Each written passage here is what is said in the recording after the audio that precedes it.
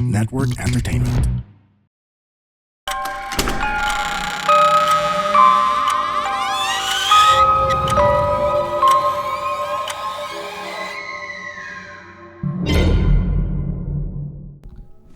Hi guys, so welcome sa panibagong episode ng The Red Door Podcast PH.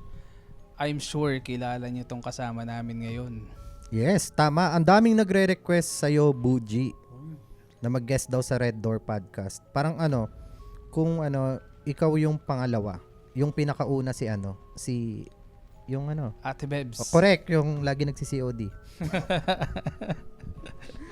So yun. Para sa mga hindi pa nakakilala sa'yo, pakilala ka muna, Puji. Ako nga pala si Buji at mahilig ako mag-story time. Yun! I-follow niyo na ako.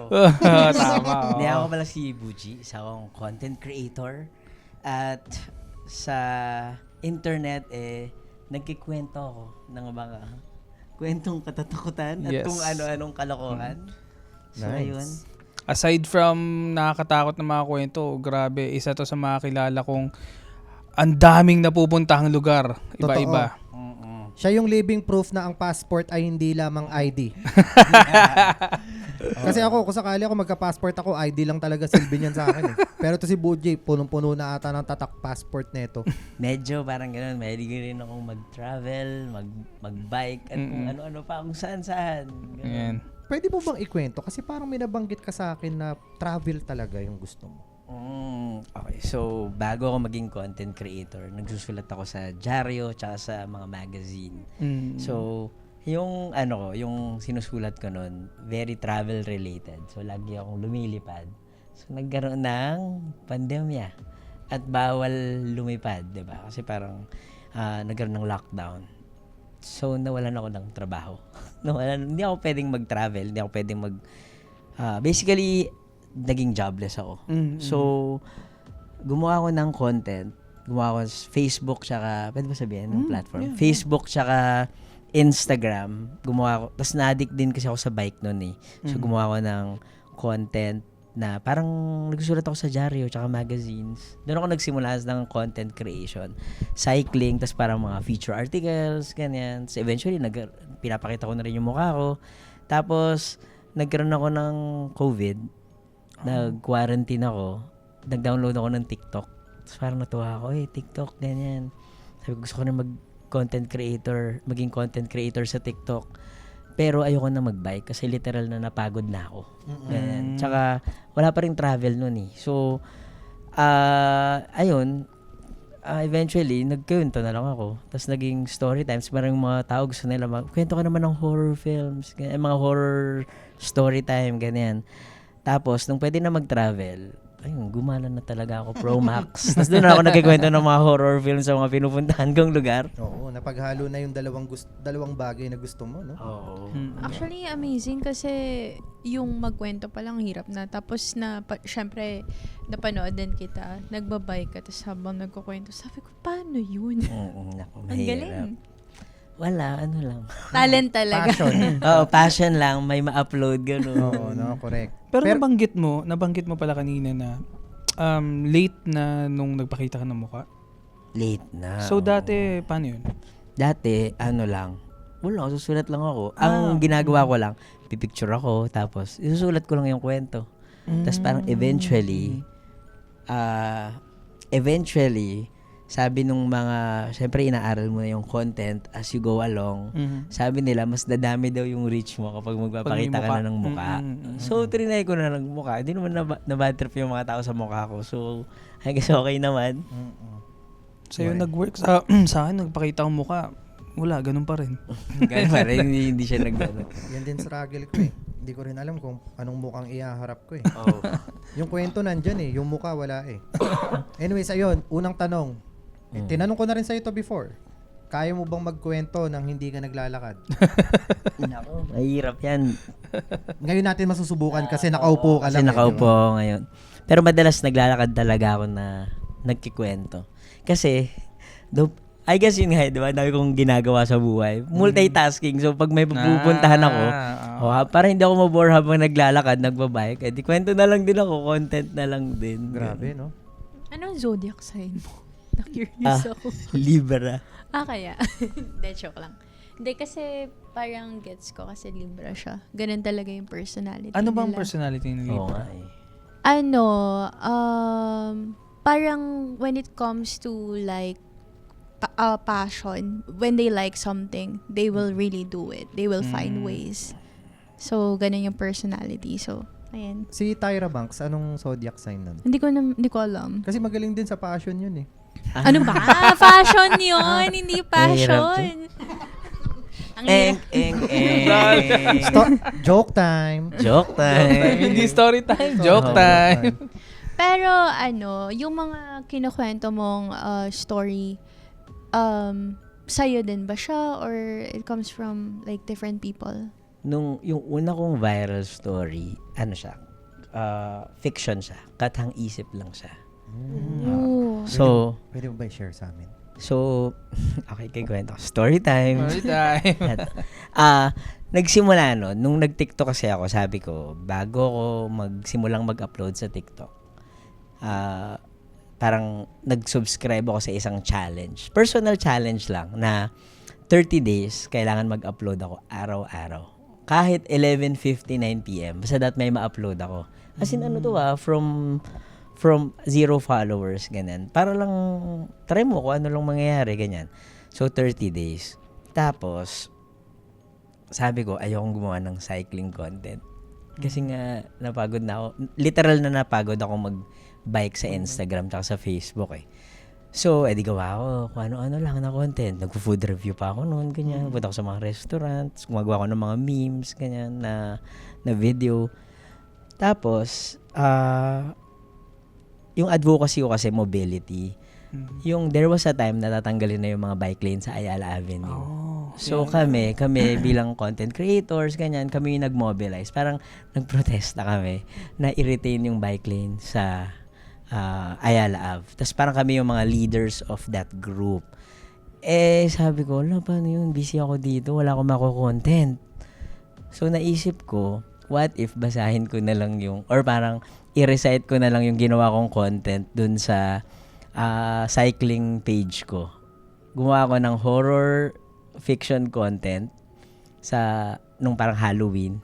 Tapos pinasa ko. Tapos ang ginawa ko, yung bike lane, parang ang kwento kasi nun, may isang siklista na nagbabike siya sa Ayala Avenue. Ginawa ko lang Ayala Avenue yung parang related dun sa protest. Sa Ayala Avenue, nagbabike siya. Tapos sabi niya, okay din magbike ngayon kasi may mga bike lane, ganyan. Ang presko, ang safe, ganyan. Tapos meron siya nakasabay na isang siklista. Sabi niya parang, okay magbike dito, di ba? Tapos sabi, nga okay. Tapos parang kwento niya na dati daw, nagbabike na siya before the pandemic. Huminto lang siya kasi meron siyang nakitang aksidente. Or parang crash. Parang may isang siklista na nabangga kasi walang bike lane. Tapos, nakiusyoso siya kung anong nangyari. Tapos sabi sa kanya nung siklista, tumawag ka ng ambulansya. Tapos sabi siya, natakot siya. Kasi siya yung kinausap na parang tumawag ka ng ambulansya. So, yung ginawa niya, umalis siya. Parang hindi niya pinansin. Parang umuwi na siya. Kasi mula nun, hindi na siya nagbike. Nagbike na lang siya ulit nung pandemic nung nagkaroon na ng bike lane. Tapos, pinikwento niya yun dun sa cyclist na niya. Tapos, sabi niya, buti nga ngayon, okay na, safe na. Tapos sabi nung kausap niya, kaya next time, pag sinabing tumawag ka ng ambulansya. Tapos pagtingin niya dun sa cyclist, yun yung cyclist na namatay. Alam kong story lang siya, pero kinilabutan ako. So, parang gano'n. Tapos yun yung una kong viral na horror story sa TikTok. Ilan Magaling umabot? ikaw gumawa nun. Ako lang gumawa. Invento ko lang yun. Talaga? Pero galing. Yari ka sa akin. Na-record ko siya. Na-record mo? I-re-upload ko siya. I-upload mo. Okay lang yan. So, yun yung una kong horror story content. Tapos yun, simula nun, Ilan million umabot niya? hindi ko na matandaan Mga, Basta madami. basta, tapos after nun, in-upload ko na nga siya. Tapos nagpaprotesta na kami, ganyan. Pagtingin ko ng phone ko, after nung protest ko, dami ko nang nag-follow. Ngayon, nag 100k followers ako nun. Kagad. Agad? Ang bilis talaga. So, Gawa parang... ng content na. Mag-bike ka na din. Oo. Alam mo kung anong kwento mo, yung tungkol dun sa bike lane. Kaya daw nakopya ko. i-reshare mo. Nakabya mo. So, yun, invento. Tapos, eventually, yun, may mga kinikwento ko na yung mga urban legend, kinikwento ko na yung mga nag-share na yung mga tao, kinikwento ko na yung mga kwento nila. Tapos, yun, minsan gumagawa pa rin ako ng mga fictional stories. Pero most of the time ngayon, mga shinare na nila, urban legend, popular stories, o kaya yung mga horror films. Ayan, no? Horror Kaya films. sila naging friends ko sila dahil like kami nagkikita sa mga... Nag-horror films kami. Friends kami. May third eye ka. Wala. Meron ako fourth eye. Ayokong buksan. Parang sinasabi ng mga kaibigan ko na wag ko daw nanaisin because I don't wanna be there. Parang wag ko na daw i-open yung gate. So, kaya alam mo minsan, pag after content, o kaya pag nagbabasa ako ng mga messages naman, nagsishare sila ng mga horror stories nila, ginagano ko yung noo ko. Kasi parang, ayoko magbubuksan.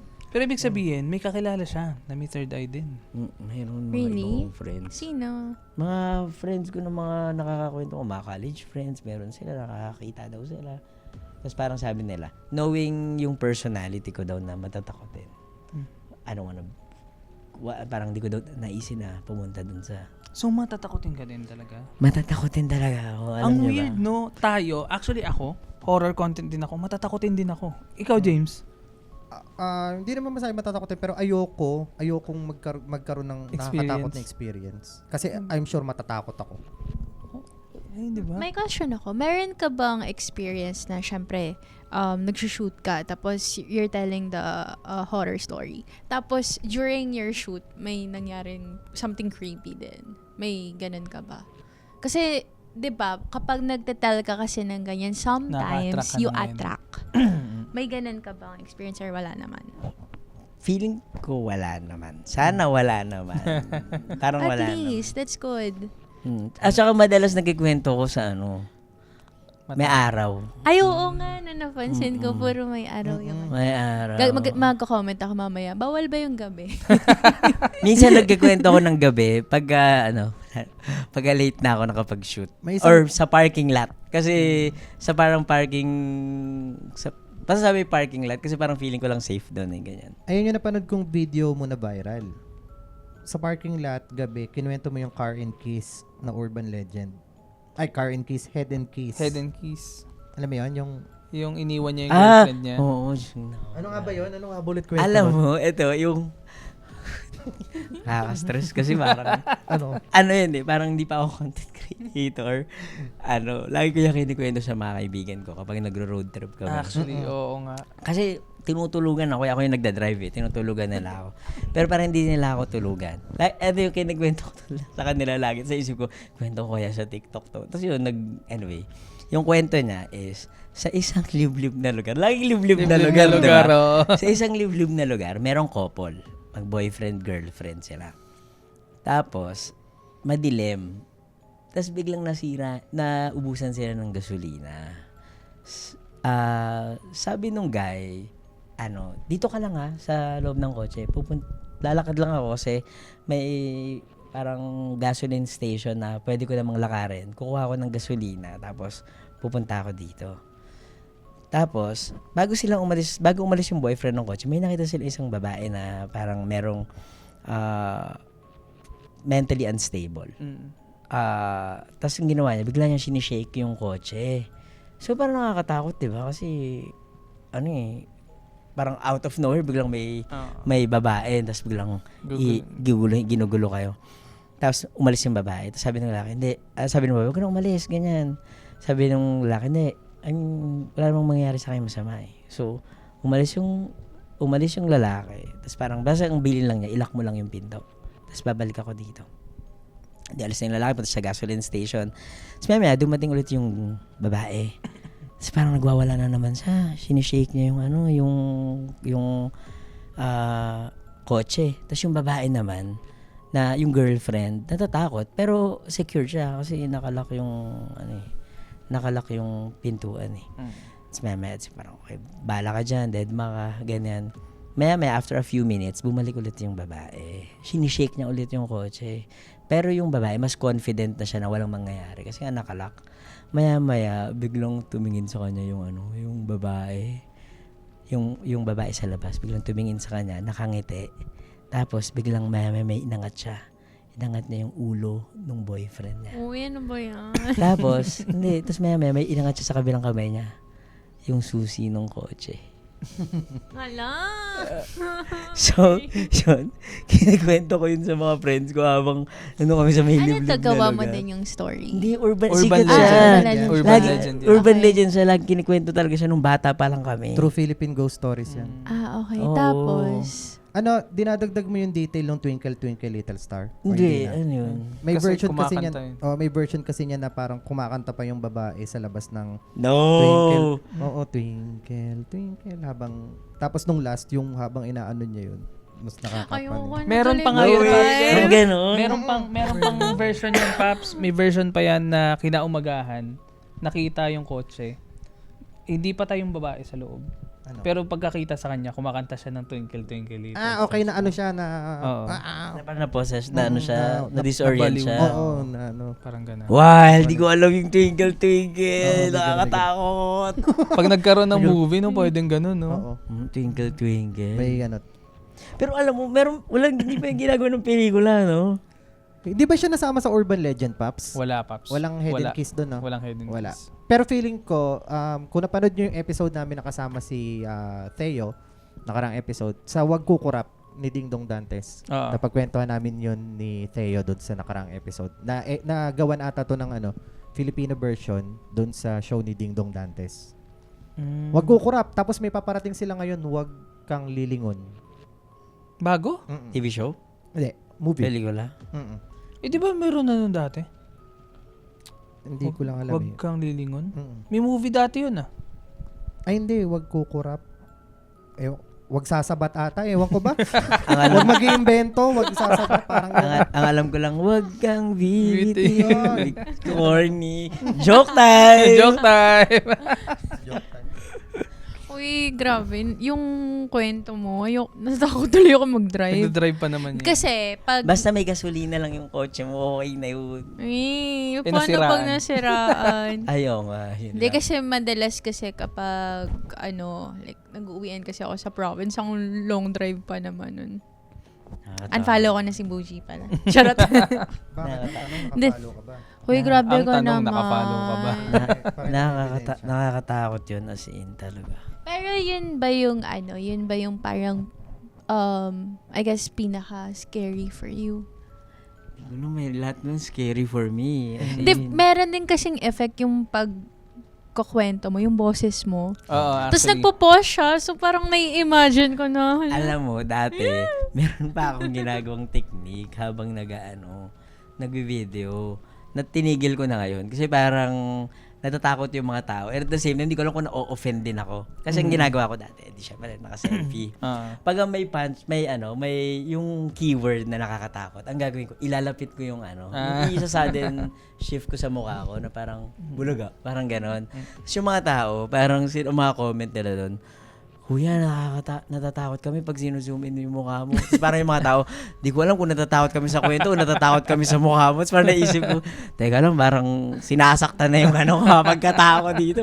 So tinigil ko na, naka-steady na lang na nakapunta. Hindi mo alam kung offensive, kung ano ba, kung Nakaka-offend. compliment. Oo kung compliment o inuyurakan na yung itsura ko eh. So yun. Hindi ko alam kung ano yung pinaka-nakakatakot. Madami. Ako matatakot din talaga ako. As in. Kaya ang ginagawa ko, sinusulat ko muna. Sinusulat ko muna yung sasabihin ko bago ko siya ikwento. Yung iba kasi akala nila, parang impromptu lang na naglalakad ako. Pero sinusulat ko muna siya para... Ay! Charot lang. Ano yun? Hindi, wala. Sinusulat mo pa lang. Oo, sinusulat ko muna. Pero ang galing nga, Para- mukhang Lahat siya. naman, lahat Mukha naman. siyang Oo. impromptu Galing, pag pinapanood. actually. Sinusulat ko para mas hindi ako matakot. Tsaka mas structured din. Oo. Para alam ko na, parang siguro kasi 'di ba journalist yung trabaho ko Actually, before. yeah. So,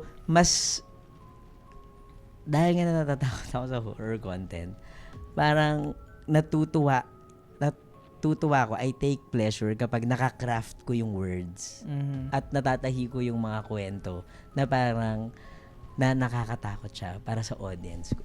So parang yun yung yun yung parang sense of satisfaction na parang, uy, natakot ko sila through the kung paano ko i-narrate yung kwento.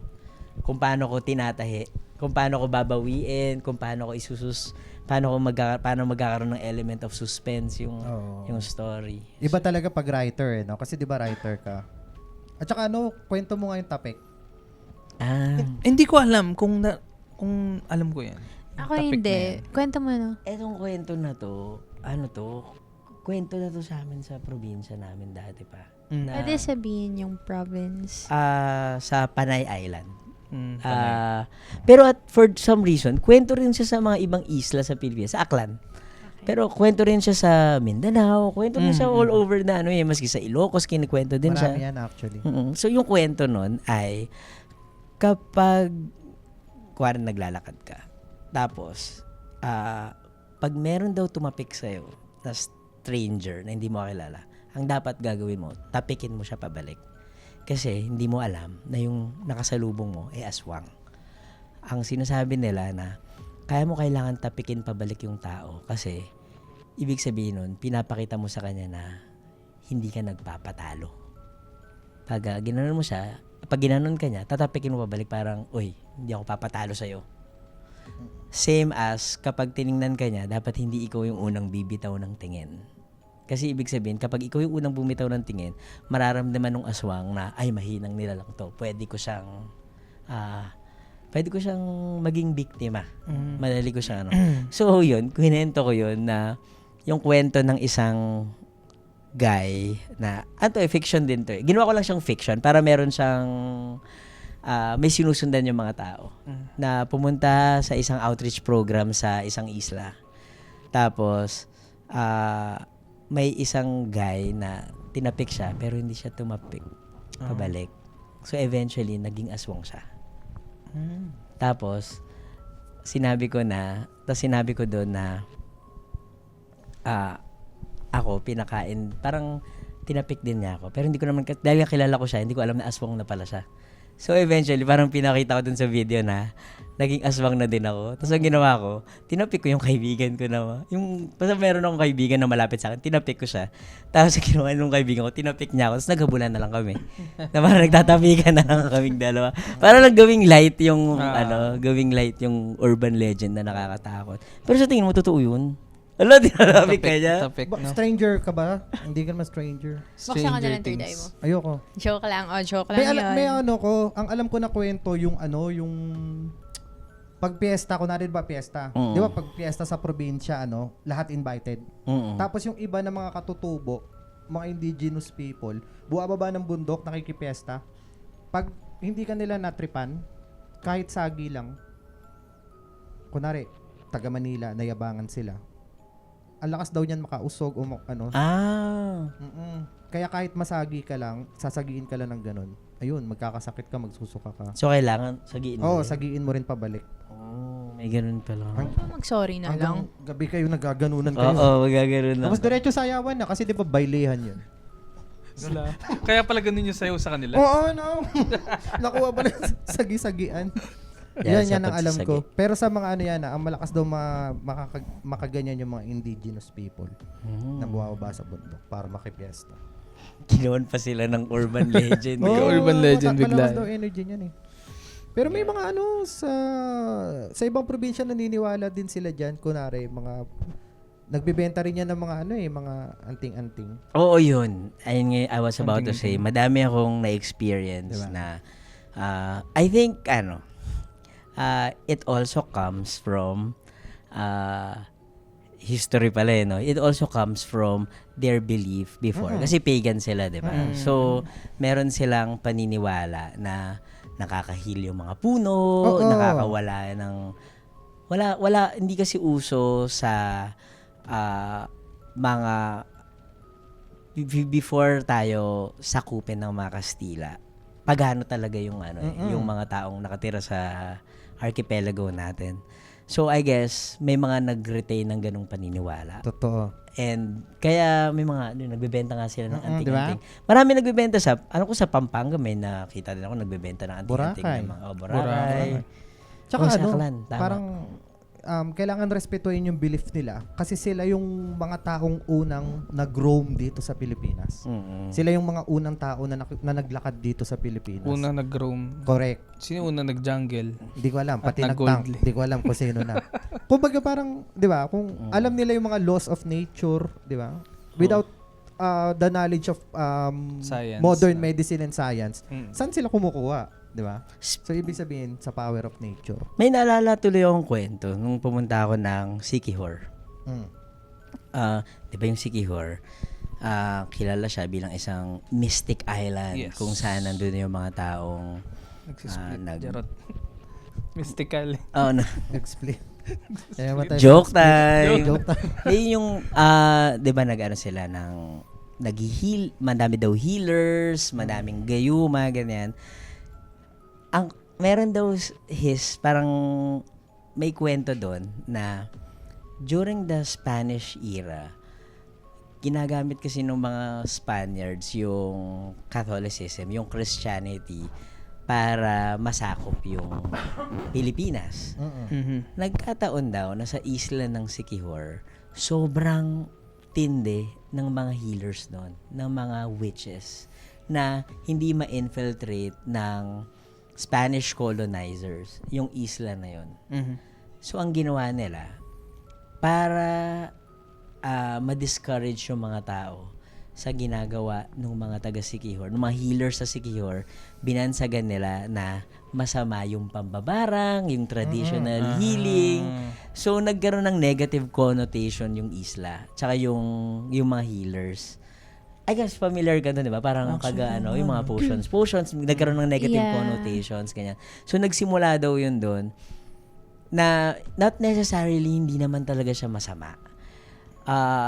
Pero dahil nga may agenda yung Spanish colonizers na hindi nila matalo yung mga healers ng Siquijor, binansagan na lang nila na parang, huwag kayong pupunta diyan, masama diyan, may mangyayaring masama sa inyo diyan. So parang going back to what you said, parang I guess we have to really respect na yun talaga yung practice nila ever since. Yes, Diba? actually.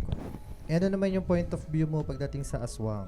Na parang mga Spanish lang din or ano ang nagdala niyan dito? Paano ba? I think Para gawing panakot, parang ganyan. parang may ganun ngang backstory yung mga Backstory time. backstory. Ay nako. Joke time. Anyway, Pagod na si Boo. so may ganun ngang notion na it all boils with yung pananakop sa atin para takutin tayo. But at the same time, maganda kasi siyang parang yung mga aswang, may history din siya of nanggaling din siya with yung oral tradition, yung mga kwentong bayan, yung mga kwento ng paganism, mythology, ng mga sinauna pang mga taong nanirahan dito sa Pilipinas. So, may mga ganong notions. And at the same time, ako, very interested ako doon. Kasi, more than sa nakakatakot sila, isa sa mga natutuwa ako is parang, grabe no, ang rich pala parang ang talino ng mga tao before. Ang talino nila at ang creative nila to come up with these stories, to evoke emotions, to evoke para matakot yung mga tao, para ayun, ang galing lang, wala lang, mas fascinated ako doon sa mga ganong mga bagay. Actually, parang mas matalino kasi yung noon. Tapos ngayon, paatras yung knowledge ng tao. Kung kailan pumutok yung internet, saka tayo madaling naniwala sa fake news at Nako. sa AI. Di ba? Di ba? Walang creativity ngayon Ang lala. Parang nag-go hand in hand din pala yung ginagawa mo na kasi mahilig ka mag-travel. So, na-explore mo yung iba't ibang klase ng cultures and mga stories nila. So, perfect talaga para sa'yo yung yung klase ng content na ginagawa mo na story time. Mm.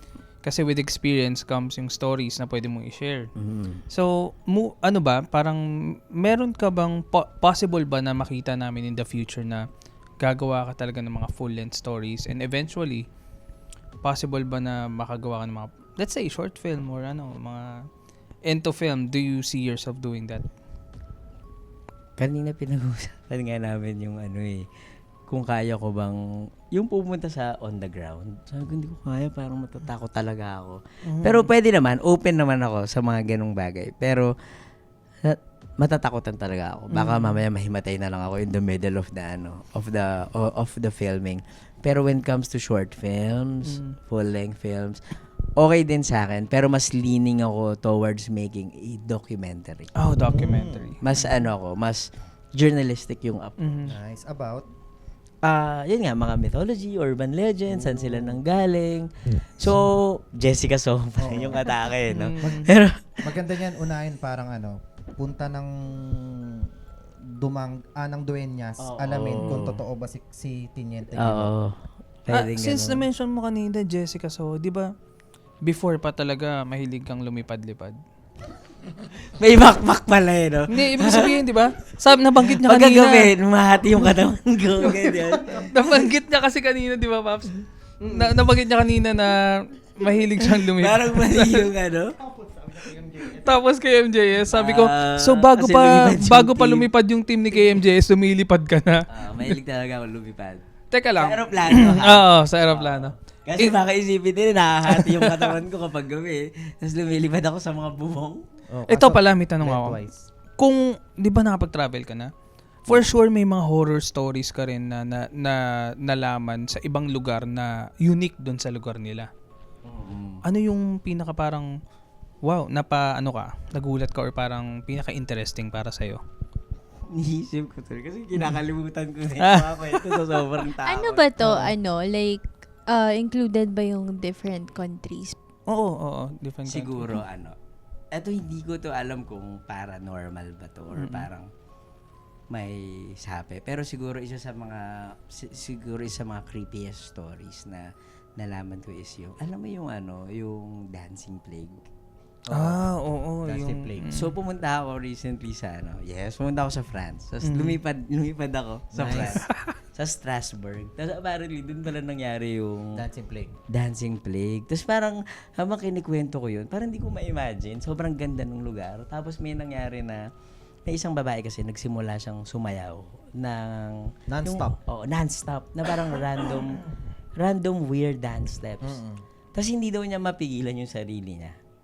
Tapos eventually, may mga nahawang mga tao na nakisayaw na din sa kanya, non-stop. As in, hindi sila tumitigil hanggang sa nag-unti-unting nawalan sila ng buhay. Ganyan, kasi syempre, hindi sila kumakain, hindi sila Pagod. Non-stop talaga. Non-stop talaga. Sayaw lang sayaw. Wala Tapos pang yung mga- TikTok nun, ha? Oo, tapos parang yung mga tao, hindi nila ma-imagine. Correct. Wala pang magbagal, ganun. Hindi pa nila ma-imagine hindi nila malaman kung ano yung reason, ano yung sani. So, yung inisip daw ng government nun, ng Strasbourg, na magpadala ng banda. Kasi baka pag may banda, tumigil na sila sa Hindi, ang nangyari, mas dumami yung sumayaw. Hanggang sa, siguro mga hundreds of people yung Tapos, hanggang ngayon, it's still a mystery kung bakit, kung anong nangyari. Kung sinapian ba sila or kung mass hysteria ba yung nangyari o may nakain ba sila, may nalason ba sila. Yan yung parang pinakamalapit na explanation. Mass yung mass hysteria? hysteria. Oo. Kasi di ba parang may mga cases dito sa Pilipinas na kamukha niyan? Alam mo yung mga sinasapian sa school? Sa school, Oo. Tapos buong klase na biglang sinasapian lahat. Oo, Diba? meron. Na parang nag-uumpisa sa isa, mahahawa, magiging dalawa, tapos eventually lahat na. Oo. ano kaya yung feeling? Recently, may kwento sa Bohol na ganyan eh. Grabe. Parang isang buong school at nangyari yun habang may nangyaring mass. Grabe, di ba? Parang Oo, as in, Yun, mas. Mass hysteria. Hysteria. Oo nga, no? Tapos Nahulog. dikit-dikit sila. Ayun, buhol-buhol. Ako. Kuwela time. Kuwela tayo. O ikaw, tanong time. May Nakikinig ako. Tanong time? Tanong time. May tanong ka? Nag-joke time na kami. May tanong ka pa ba kay ano? Hindi, Kung paano makakuha ng hindi 100K kanina kasi- followers. Ay, Mag-upload ka lang. Magprotesta ka. Magbabike na siya mamaya. hindi, kasi dapat itatanong ko earlier, which is nasagot niya na if meron siyang mga story din about different countries, tas kung ano yung nangyari doon. Well, kwento niya, nakakwento Kasi niya lang. mentalist ako, binasa ko lang talaga iniisip ko. Charot. Ano? Okay. So, tawag doon. Kayo dalawa, pareha kasi ay nagta-travel eh. So, wala kaming alam na travel Kami ko lang. nagkukwento lang. Oo. Ako, very, nung pag niisip ko dati, magkikwento ba ako kapag nagta-travel ako? Pero na-realize ko, it's also a good way to showcase yung folklores ng lugar. Actually, Ganda. yes. Yung history, yung literature na meron sila. Kasi, I think gusto din nilang makwento. Gusto din makwento ng mga taga-regions yung kwento nila. And at the same time, may mga tao din na gustong malaman.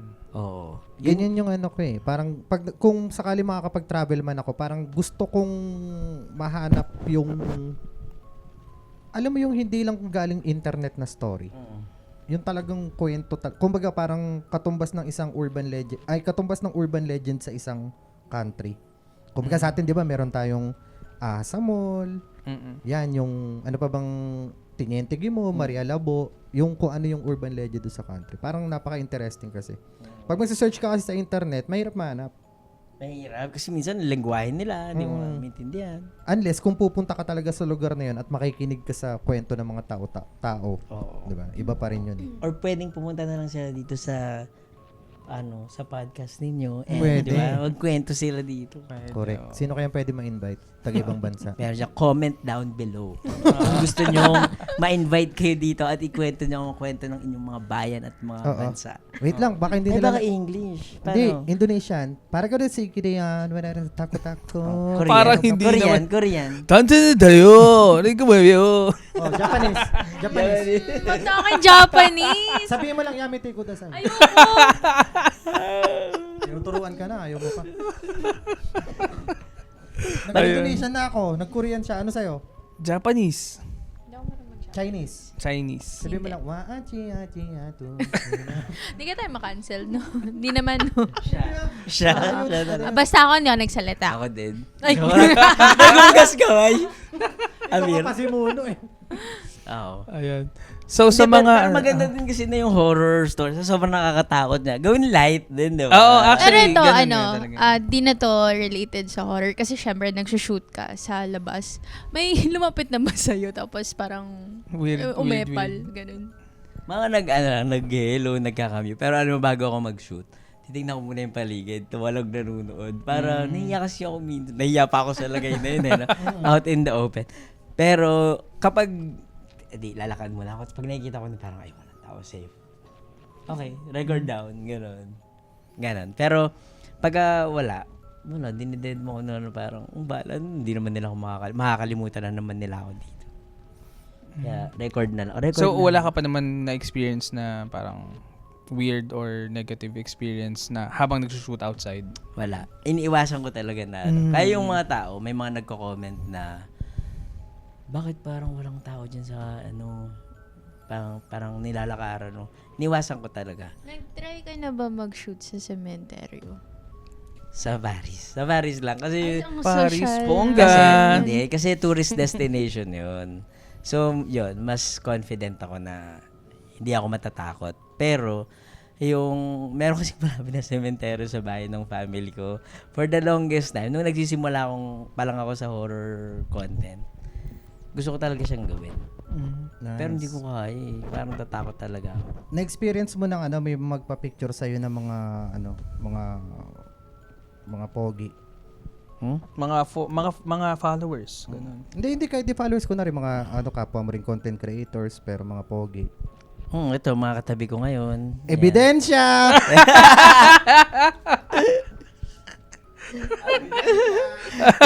Parang ang tagal na yan. Ang galing ah. Ang tagal Timing na ka. yan, no? Anong year yan? Kaya pala. Alam mo, Sinet hindi na up. pa siya nakagames. Ano pang ginagawang weird? Sabi ko, meron na naman tong sasabihin. Ebidensya. Tagal na Sinet kami up ng malala. Tagal na kayo magkakilala, kakanood ng mga horror films. Pero actually, naalala ko, unang beses na nagkita tayo sa event ng Spotify. Ayun yun. Yung Yun, pinaka-topic oo. Yung host ka nung time na yun. Oo, 2023. November din yun. November na event din ata yun. 2023. Mm. Oo nga, 2023. Grabe. Buhay pa si ano nun eh. 3 years ago. Don't go there. Don't go there. Ano yan? Si ano, bulong ko sa'yo mamaya. Pero grabe, no? Sobrang natutuwa ako kasi finally Oo nga, nag-guest ka na For the namin. longest time, sumakto, wala akong biyahe. Shoutout pala sa'yo, Pat. Kasi dapat kasama siya. Niyaya ko rin siya, oo pero nga. wala ata siya. So, ayun. Saan ka ba nila pwedeng i-follow? Meron ka bang projects na pwede nilang supportahan? I-follow nyo lang ako sa Facebook, sa Instagram, at saka sa TikTok, at Buji Babiera. Doon lang naman ako aktibong nagkakalat ng lagim.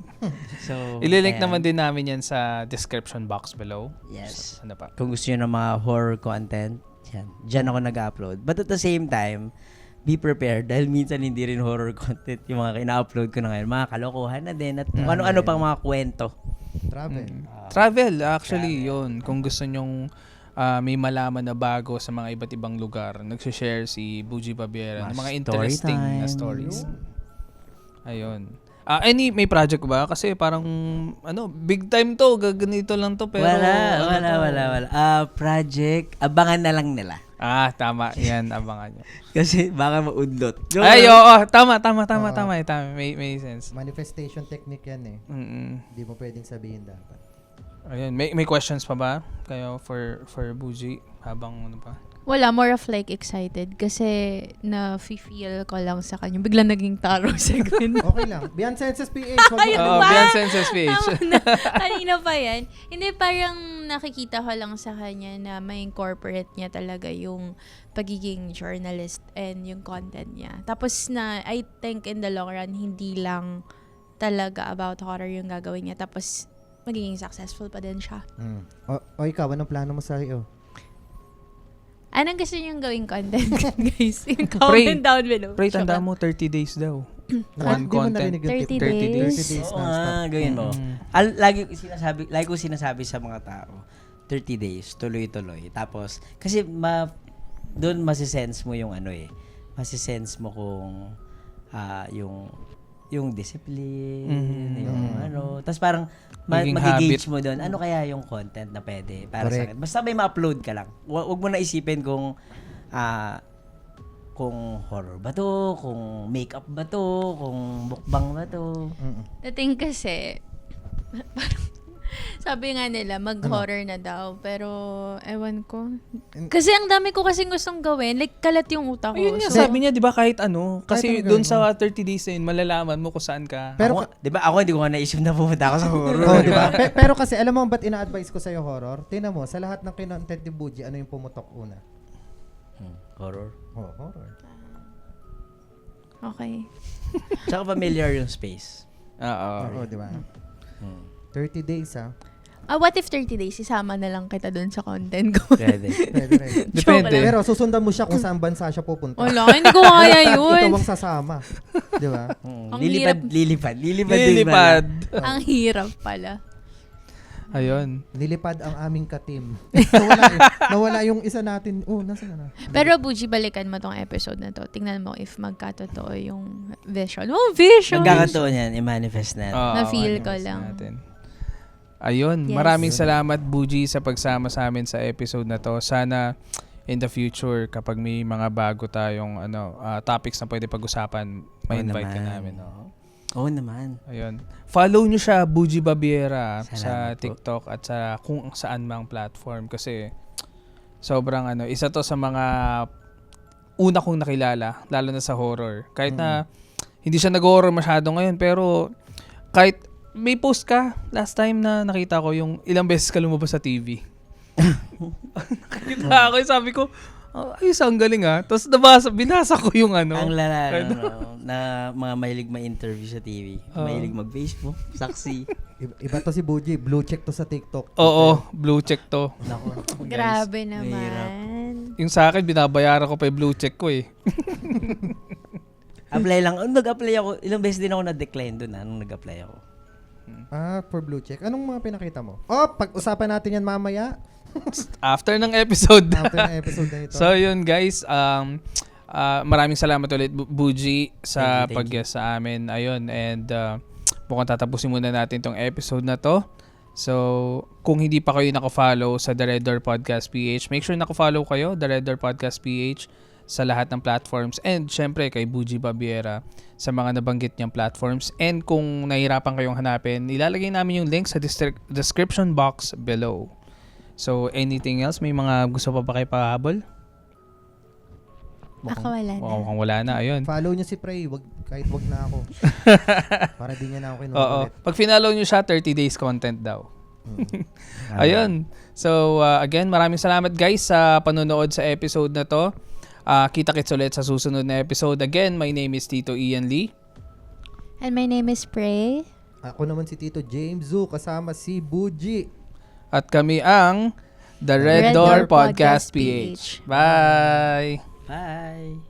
Bye time. Bye time. Lilipad na ako.